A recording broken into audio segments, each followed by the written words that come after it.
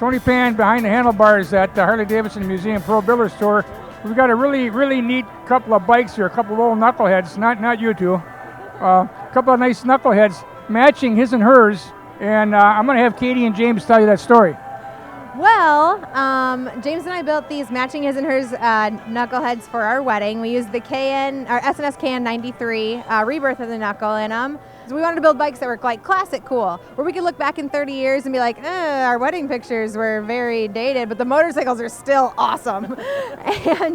and I, being the little woman, had two requests. I wanted, he told me we were going to put the big old engine on them, and we actually used the Baker Franken tranny because I was a little nervous about kickstarting it. I mean, now since we had a knucklehead in it, we couldn't not have a kicker on it. You know what I mean? It's true. It would have been kind of sacrilegious not to, but I wanted kind of a starter at my fingertips too, and so we used the Franken tranny because we had both kick and electric start options. So up in the left grip, we have our friends at Ace Grip kind of hooked us up with some really great hidden controls.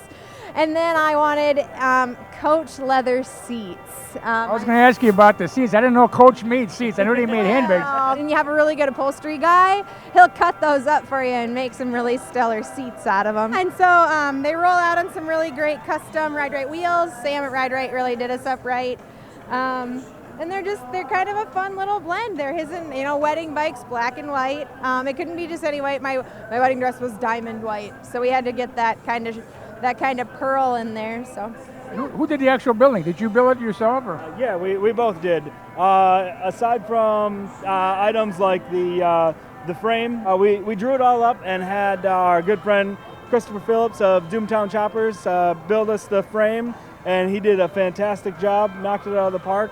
The rear fender, we had to order 3 of those from Bare Knuckle Choppers because the first one I screwed up because I got too ambitious and thought I knew exactly what I wanted, and then called them back up and I was like, hey guys, I need 2 more. I screwed up, and they're like, perfect. I mean, you can screw up more. No, the first two were just practice. Yeah. I've always loved the styling of a Sportster tank, but wanted a different take on it to be able to follow the right lines and stuff like that. So, well, thanks for bringing these bikes. This is really a new, unique idea. I'm glad my wife didn't think of this first because I noticed that this wasn't a cheap enterprise. I could tell. Well, it wasn't bad, but we have a lot of friends getting married, and they all say, I have to go and we have to take these marriage classes. I said, you don't need marriage classes. Just build a bike together. You're either going to end up married or dead.